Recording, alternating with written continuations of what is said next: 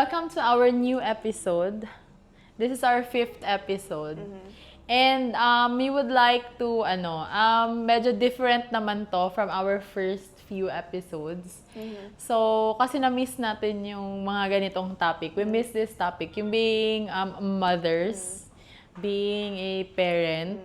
So, if you're not a parent, you can still listen. Yeah. Para kung maging parent ka na eventually. Sa future, yeah. Or even like yung mga Pamangkin mga mo. childhood o yung mga childhood na mga na-miss out mo nung mga before, 'di ba? You can always get tips, 'di ba? How can you like ikaw din sa sarili mo na pwede mo siyang ma-adopt or pwede mong ma-change or also pwede mo ding ma-assess na kaya pala ako ganito because of this, mga ganon. Sorry, a disclaimer, we're not an expert. Ano yan, mga developmental pediatric, something like that. Or like child psychologist. Hindi naman kami ganon. This is more of a, in our opinion, us as a mom, and syempre, guided by the word of God, doon naman we're talaga just tayo. moms who are guided by the Holy Spirit. Yes, ganon. And syempre, we are also nakapalibot kasi sa amin, which is a very strong and good community of mothers, parents, mom and dads, na alam mo yon, they have gone ahead of us and naka-impart din sila sa atin ng mga wisdom, mga advices, na alam mo yon, very relevant pa rin siya at this time and age. So now, very relevant, speaking of relevant, yung topic natin today is about social media. Kasi we are in the era of social media. Yung technology is like left and right na lang. So, siguro I would start with asking you a question or I would start with me. Anong question yan, sis? It's about social media. Like, do you allow Kai to be exposed in this kind of things? Kasi I know there are parents na like zero talaga. Like, hindi talaga sila, they are not a believer of social media. So, ikaw, ano yung parang idea mo about it? Ano yung parang stand mo about it? Well, in my case, my son is 1 year and turning 1 year and 5 months. So, he is still very young. However, I incorporate shows sa kanya na wherein malingaw po siya tanaw and malingaw po kong tanaw. However, always ako nandyan. So, every time na meron siyang screen time, okay, so to answer that question, basically, I'm fine with screen time provided na may limit. With guidance. And guidance. So, again, I'm okay with screen time provided na may limit and may guidance. So, I don't allow Kai na to hold hawak siya ng phone while watching. It's either I put the screen away from him. So, malayo dapat siya sa screen. So, TV or cellphone na malayo. And also, as to guidance, always ako nandyan every time he watches something. So, important kasi, especially sa development ng mga bata, na I've heard doctors na okay daw ang screen time provided na yung meron ka pa ring, anong tawag yan? Physical? Kumbaga, may part ka pa din in while watching that entertainment. May participation. May participation ka as a parent. So, mas okay yung development nila kasi they are also learning from you. So, napansin ko kay Kai, actually, ngayon, he can already talk. No, he can formulate words na, and I think malaking help yung screen time niya, but more on sa part ko. Kasi while ginapa-screen time na ko siya, na ako diha to explain him sa yang makita. And in terms of limitation, dili po na ko siya always gina-screen time. At times lang, especially when we're eating out, na kailangan yun ako siya mupuyo. And sa bahay, never screen time lang ko sa iya basta leading towards dinner na, kanang hapon. Para mag-relax na lang. Pag morning never. Kay syempre as moms pod sis dili po kung gusto ka na murag overstimulated mo kay ko. Yeah. Kanang sayo pa sa buntag kanang TV saba na dayon, kaayo. yeah. Dili gyud mi naga screen time. So I allow him na to explore his toys or bisan kanang kami magdula mi. Kaya napansin magud na ako, ang bata maglahi gyud ang iyahang kanang attitude pag sobraan og screen time. Yeah, I agree. Like to the point na magtantrum na sila pag i-off nimo ang TV. So I don't want that to happen kay Kai. So even as early as now, ginasabot, gina-explain ako sa bisan dili pa siya kasabot. But like no screen time later na pag i-on na ni mommy pero pag dili puyo sa diha. Something like that because And that again, is also part of disciplining. discipline din. And again, always monitored ang YouTube. So even ang remote dili na ko siya ginapagunit. Kay dili ko ganahan magpindot-pindot siya and lahi na ihang ma-explore. Again with the advent of social media karon the technology right now wherein you can get information from anywhere. Yes. And mga information pagyud or mga sources or forms of entertainment na dili pang kids. Yeah, dili No, for them. Ang mga bata is very curious. So kung makakita na sila mga ungo diha or mga monsters, 'di ba? Or mga anything na dili pa nila masabtan. Dili age appropriate. Lisod ka. Ikaw gid mag-struggle explain anak. Yeah. So how about you sis? Yeah, I agree. Ako, I have, King is already 4, turning 5. Nano ko'y 5 years old. Sinari 2, turning 3 this year. So, different ang ilahang age, ilahang age group. When it comes to social media, dili ko like totally zero social media because let's be real and let's be honest, dili jud gaya walay social media karon na like arrangement na ako na like dili lang ko like house lang totally kids lang. I have to syempre assist my husband, si Pastor Paulo, so when it comes to the ministry. And we have mentioned in our previous na mga episodes na we have mga connect groups. Dili man nato sila pwede bit-biton jud all the time. Kay syempre, whether we like it or not, guys, sa mga wala pa'y anak, if na may anak, kailangan jud ninyo i-arrange ang inyong life para mag-fit pod sa ilaha na dili pod nimo sila ingon na napasagdan nimo sila and at the same time ikaw dili nimo sila pwede all the time na naa din ha kay lalo na if kailangan ng imong full attention to something kailangan jud na like wala sila dili nimo sila kauban or like you have to really look for someone na you can trust na pwede mo ibilin for like an hour or 2 or 3 hours the most.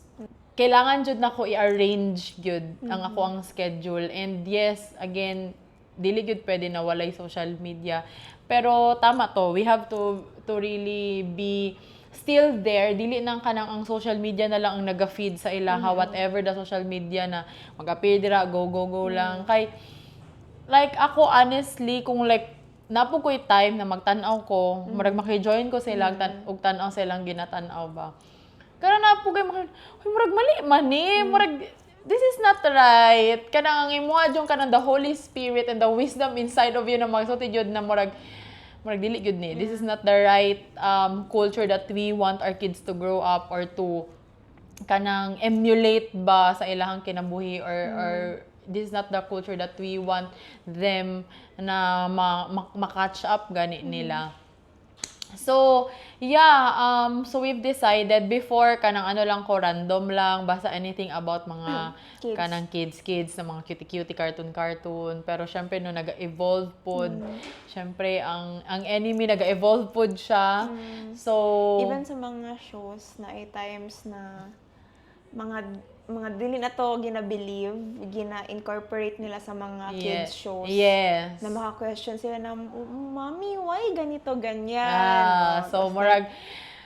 So, kumbaga, we have, dati, like, random lang na mga dati, mga Cocomelon, mawala na mga uso karon daghan na mga kayog shows, as in, like, grabe, daghan na kayog shows. And I'm so kanang happy and so glad na daghan po nag-stand up na nag-rise up gani na mga Christian na mga channels and shows na like the likes of Superbook, mo na ilang mga ano, Mino akong ginagawa. Mino, Pati itong God's Garden.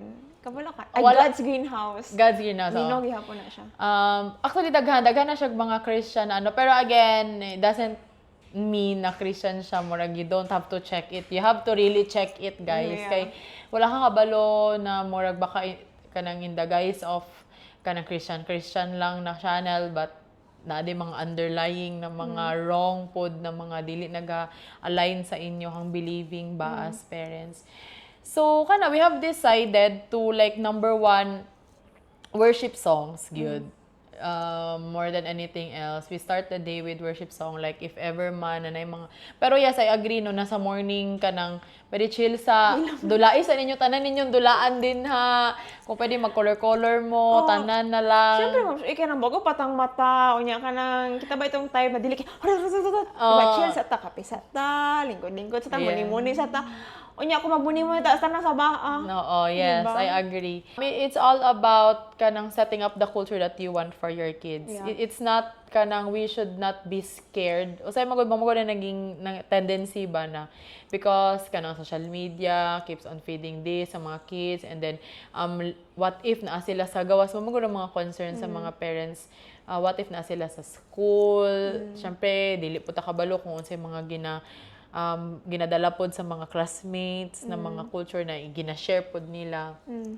As parents, we have to be very intentional in really checking kung unsa ang mga ginabuhat sa atong mga kids, and we have to be kanang converse with Yeah. them ba. We have to, kumbaga kita ang build sa ilahang culture. It should come from us, dili from the outside world. Yeah, so basically, we're not saying na we're putting them in a bubble na just to protect them from the outside world, because eventually, no, mag-school magyud na Explore, yeah. sila, mag-explore magyud sila. But as parents, it is very important na for us, na kita ang tama tong giingon nimo, na we will set up a culture wherein sila as early as now, they know their identity. Na kahit bisan asa nimo sila ibutang, kabalo sila na no, dili ni tama. Yeah. Kabalo, ay my mom told me like that, or according to ana-ana ani dapat ang buhaton. Like bisan ibutang pa nimo sila sa mga wrong na peers, they will be a light to those people. Yes, true. Naingana. And kabalo ka, napansin ako, sis, I'm not judging other parents, but sometimes talaga, especially sa modern age na karon, I noticed na ang mga bata murag ginaitoy-itoy na nila ilahang mga parents. Yeah. True yan. And I feel bad for those parents. Like, let me give you an example. Nagtantrums ang bata because wala gi pa screen time. Ang parents, ang gigihimo sa parents, mag-ingon na, sige ha, 15 minutes na lang, 15 minutes, mag-screen time ka. So, after 15 minutes, nihilak na po ng bata. Ano na po ng parents, no screen time na, sige, palit na lang tag-ice cream. Sige, palitan ng ice cream. So, every time na magtantrums, ihatag kung unsa ang gusto. So, ang bata, makaingon na siya na, ang bata, bright ba na sila? Yes, Siya yes. na, magtantrums lang di ay ko para hatagan kog extra screen time. Ay, magtantrums hindi ko para palitan kog ingani. And I feel bad for those parents na imbis na ikaw na yung authority sa mga anak, nabaliktad naman noon. No, true. na kanang murag ang parents, sige na. Oh, sige, ana. In the end, ang bata murag gunit mo sa Siyang kamot mo. Yes. I agree. As parents, so it's very hard to be kanang maging firm and maging loving at the same time. But to those parents who are listening right now, us na ginadisiplina to ang mga kids, it's not us being a bad parent. It is us disciplining them in the way that they should go. And when they are old, they will not depart from it. kami ni Pastor Paulo really believe in kanang spare the rod, spoil a child. So nagapalo gyud me. But syempre in the kanang safe areas lang, like sa puwet lang, kamay, and then that's it. And then we do not use the kamay as much as possible. No kamay gyud because ang grabe gyud no. Thank you so much for appreciate jud ako ang akong mother-in-law no is very kanang syempre mga apo manggod no, very sila kanang unsa ini kanang lahi ra gyud ang wisdom. Lahi ra gyud ang wisdom sa mga lolas, sa mga lolos. And also my mom also ang gyud ang wisdom gyud sa ni mama is that hands are for loving. So that kailangan ma-differentiate mo. That's why dili gyud nimo sila paluon with the kamay. If you believe in the palo system, do not use the hands kay it's for you loving them. And then like moto na ami kanang nami spanky gyud, we call it the spanky. So we really believe in that. At first makahilak me at first gyud katong kayohan kay nari syempre. Makailak mi ba nang murag paluon na to sila mahilak kaluoy uy ana. Pero you know what, grabe like karon ha na like pila pa naman siya ka years ginabuhat like 5 years, going 5 years. Grabe ang iyang benefits kay kanang a lot of kanang parents mag-approach mo. This is not kanang to brag ha or this is not saying na we are a perfect na kanang parent kay even as dili mi makasulti na perfect pud me. Makaingon sila na hala no kanang si Johan and si Nari kanang dili sila wild na mga bata or kanang they are not those type of kids na kanang magtantrums or like bastuson ang parent. Kanang they know how to lugar ba ang ilaha ganing sarili when it comes to public. And mo ganito siya no, it starts from your home gyud. The disciplining should not be when you are outside, but it should be when you are inside sa inyong balay. So namagoy mga usahay na may basag di lang na siya din sa balay kay balay man ni nato namagoy mga inana no, but kami our kanang culture or ang belief na mo is that train them as if you are in the public place para when you are in the public place dili mo dira mapakiulawan. Sometimes magud ang mga parents na katong gi-share nimo na sige ihatag na lang kay it's because they would feel ashamed ba na ikaw di ba sa parent ko tay magtantrum si mong anak dira mag-wild murag ikaw mo pud ang maulaw na murag manghitabo ba murag mag-reflect gani siya sa imo as a parent. So sige na lang para lang ma-stop ang iyahang tantrum sa kid. Sige hatagan na lang kung unsay which is dapat ang kana na disciplining manggod should be inside the house. It should start from home. from your houses.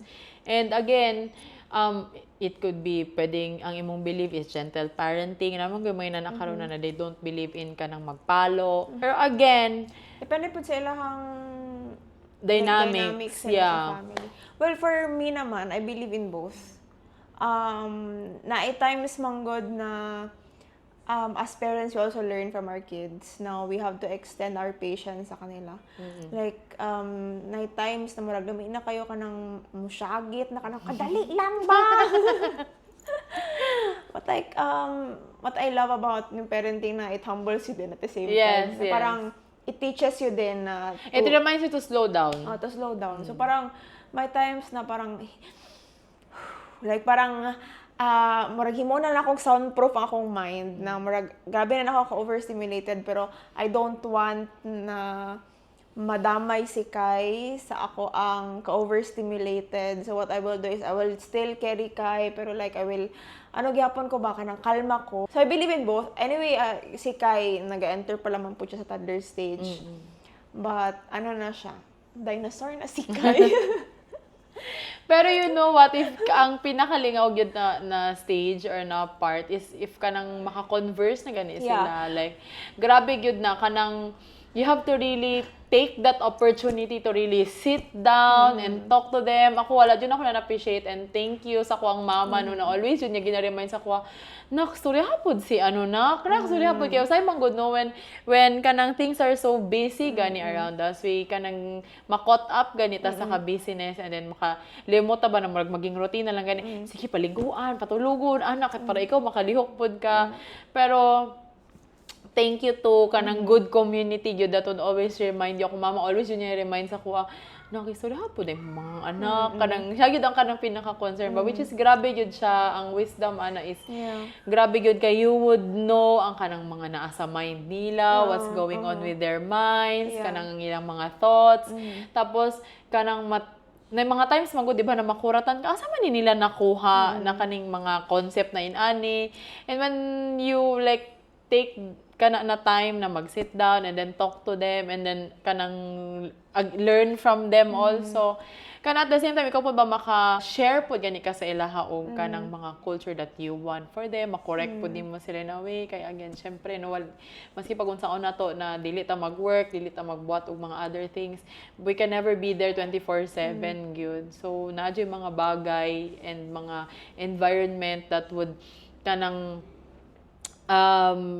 kanang instill ba kanang mga practices and culture sa ilaha, and that's our responsibility and our part as parents to kanang shape them gani and align them sa word of God. Yeah, I know na kita as parents now, we always want what's best for our kids, and we have kanang na we want to do the extra mile just to protect them from anything, anyone that wants to harm them. But we could, yes, we could go as far as to really protecting them, no? Pero, Kana ikaw dyan na makig-awa. kaya na ko na, ala gani ko, pag magbuli ka kay, relax na kayo, ako bahala sa imo. I got you. Pero ano gyud, ang power, limited lamang gud gihapon ta. Like, as though we are kanang kita ang parents, but limited ta ba? When it comes to like protecting them, kay eventually we cannot protect them 24/7. Especially true. when they go to school. Si Johan, hapit na. Pamudako na siya this year, mag-school na siya. Eventually, malahi na siya yung own life niya. But what we cannot do, what we can do as parents is, syempre sa early stages nila, is that we instill the culture that we want them to grow up in. And of course, as early as their ages na 1 to 5 or 1 year old to 8 years old is they know their identity. Yes. Expose sila sa church, expose sila about praying, about the word of God.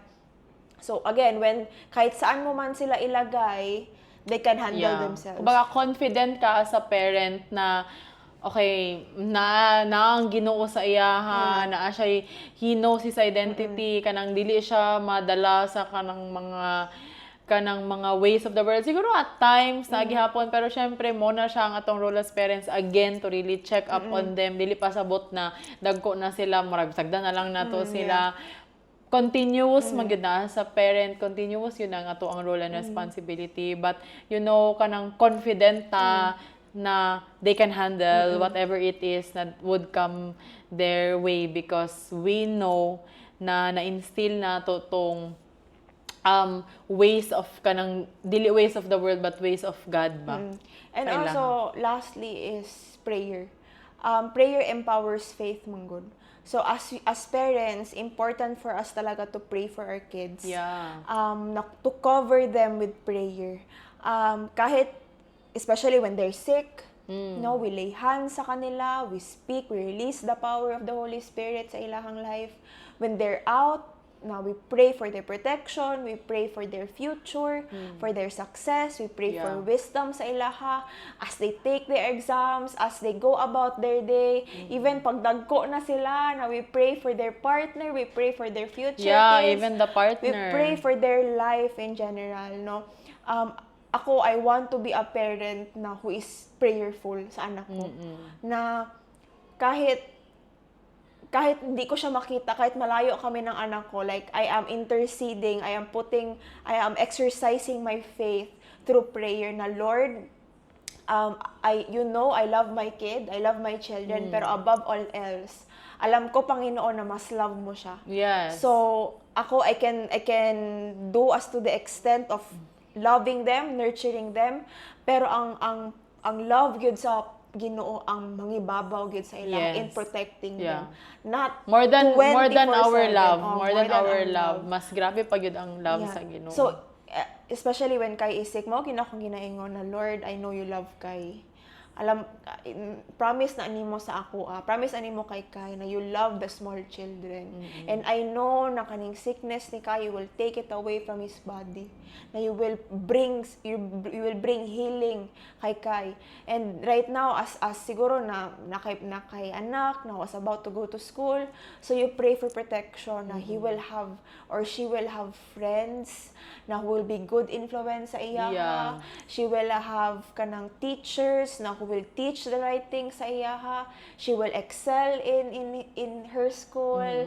Na she will become a light to everyone that surrounds her. Yeah. Yung ganyan na. Ang ang role gyud sa ato ang mga anak is to really, yes, impart wisdom,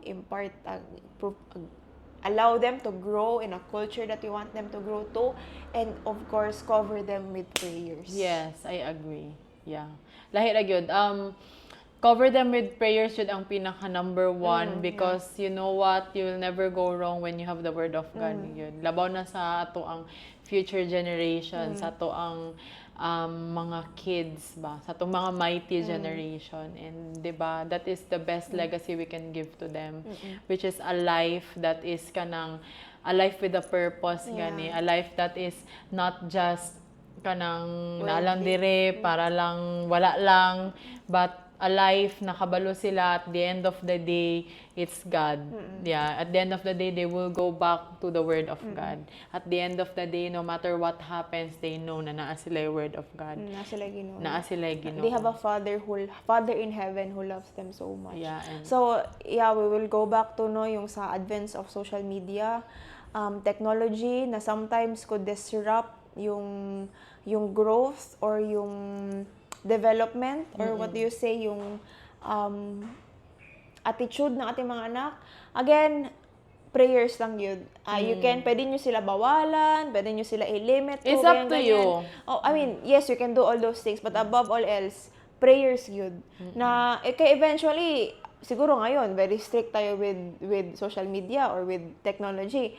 But when they grow older, magka-cellphone naman po na sila, Yes. syempre, magsabay magyud na sila sa technology. But again, we cover them, as parents, we cover them with prayers. Yun. And be talaga, not just us praying, but involve them. Yeah. You have to really involve them so that they would caught yung culture na yun. Para sila pod, magud sila, grabe sila kanang you have to be good models ba in a way kay gabi sila magmimic sa ato So pag nakita nila nani di ginabot ni mami murag ma-remember nila ba na say ginabot ni mami dati kapag magkasakit ko so mag-pray ana. And also social media ako I do not kanang say na social media is bad kasi all these things magyapon ni sa Ginoo magyapon ni siya gikan, but again things na too much, things na kanang dili na pod siya naka-align sa word of God. Syempre, dili na gid siya na ma-use na siya into something bad. So kita as parents, we have to train our child jud and then be involved. Check yun na to labaw na karon ng mga gagmay pa sila. I mean, very crucial, 0 to 7 years old mo na ang murag dira yun na time ang kanang grabe yun sila kamura sila sponge yun na kung unsa man ang imuhang like unsa man ang nasa silang environment ilaha yun ang i-absorb yun na nila. So very crucial na siya na age sa ilaha. So kita as parents, we have to really take this opportunity to kanang fill them fill their cups, fill their life with the word of God so that wala gani ang things of the world would be they would treat as secondary murag ma-differentiate nila ang things of God and things of the world. So it would be easier for them when they grow up to sa to maneuver kung unsa man ang kanang life that kanang ilahang kanang journey kumbaga. And siguro last advice na ko would be to really be there, not just physically but intentionally with your kids. Yeah, be intentional. Like, it doesn't mean na pagtabi na kayo ng anak mo, phone phone din siya. But no, like, be intentional. Ask them how they are. Ask them how's school. Or even... how was their day? how was their day, mga ganyan. Even now, si Nari and si Johan, ginaasta na mo sila, how was your sleep? Kasi sa morning. Matubag na ba sila? Good. Actually, si diba? Kai, Ang cute ba? sleep, o ganyan. So, be intentional as parents kay, syempre, as they grow older, they start to keep things from you. So, be a safe space sa mga anak nyo. So, I guess we have unraveled a lot for this episode. Yeah. Basta pag parenting, we're very passionate about it. Yeah. Especially na parenting with the wisdom of God. Yes. So, kasi you can never go wrong if you have the word of God. Yeah. Like, also, girl, pray din. As parents, pray for, as much as we can, we also want to pray for our kids. Pray for yourself. Yes. Pray na hatagan kag wisdom, og discernment sa Ginoo. Yes. Again, we are limited. We're humans. Sometimes we make mistakes, but if we have God's wisdom in us, if we ask for discernment sa Panginoon na to guide us on how to be a good parent sa ating mga anak. So, I guess that's it. yes, ang dami natin nasabi. So, I think this video would be like, siguro 20 minutes for this episode.